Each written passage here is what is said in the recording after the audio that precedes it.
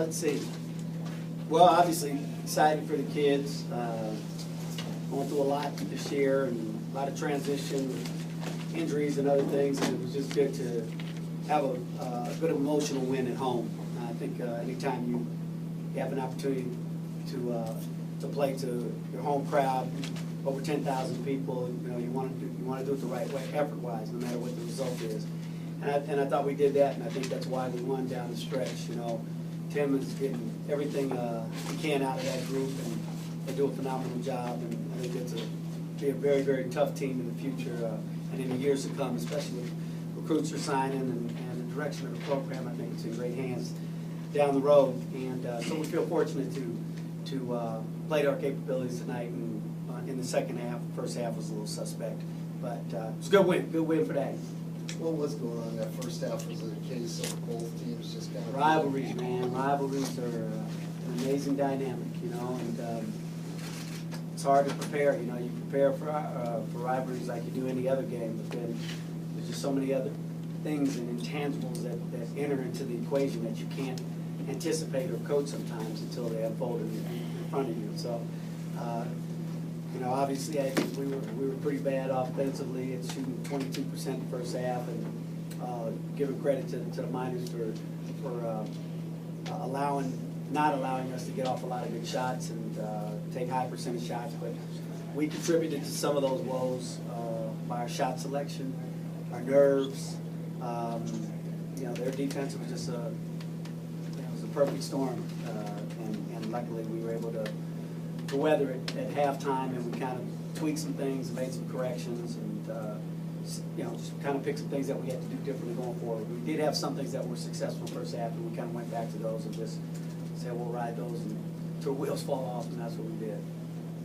They were up by 9, and then I think you guys really, the last 6 minutes, it was 16-3 or something. I mean, yeah, we had a great run. It was kind of reminiscent of the run we had at San Jose State, where we just figured it out, you know, and that's what happens sometimes. They started to figure us out, and they got their run, and then we made some adjustments, and thank God Kevin got hot, and every time out was, okay, what's another way we can give Kevin a shot? So he just kept answering the call, you know, and that was good to see, because he's earned it, he deserves it. You know, he's a great kid. And coming from a junior college and playing a limited role is tough to do a lot of times, but I thought that Kevin has always stayed the course and kind of the epitome of what it is to be an Aggie in my program, and you just got to be ready when the opportunity is there, and he was.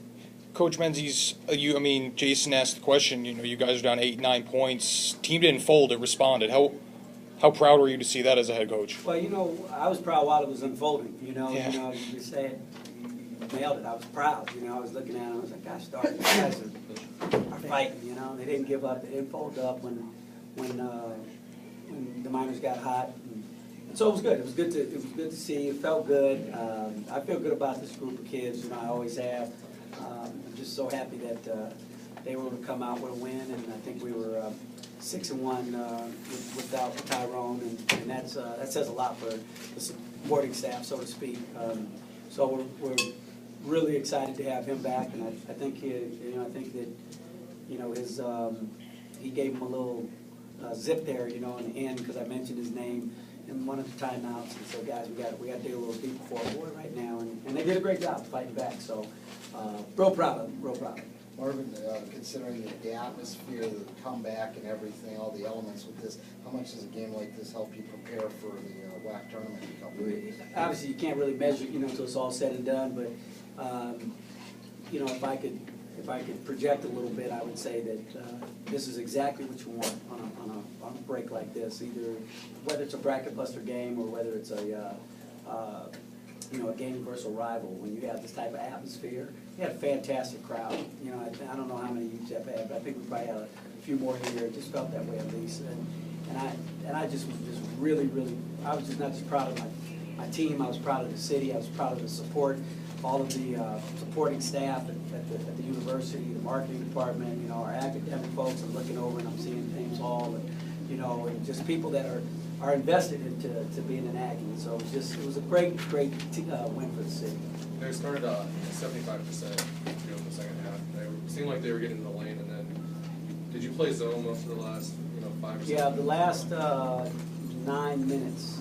No, I'm sorry, last 7 minutes, or just over 7 when they went up by 9, and then we had one more possession. So it might have been about 6:50-ish or so for the duration of the game. We played zone, and they were ineffective against us, so there was no reason to change.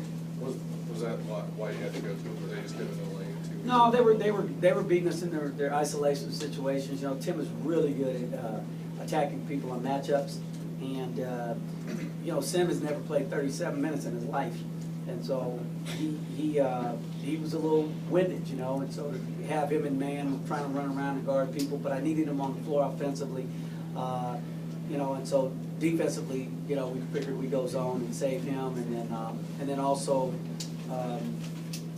we just extended our forwards a little bit and just challenged the threes a little bit differently. But the reason we went to is because of their one-on-one play was very, very good, and so that's why we had to guard them as a team rather than, you know, as individuals.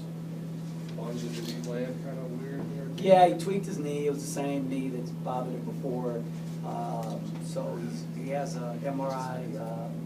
Actually, he's had one that he's already taken, and Dr. Romanelli will look at it, and we'll see where it's at. So that was a little bit of a concern, but you know, guys been looking out for us so far, so I'm sure it'll carry us the rest of the way.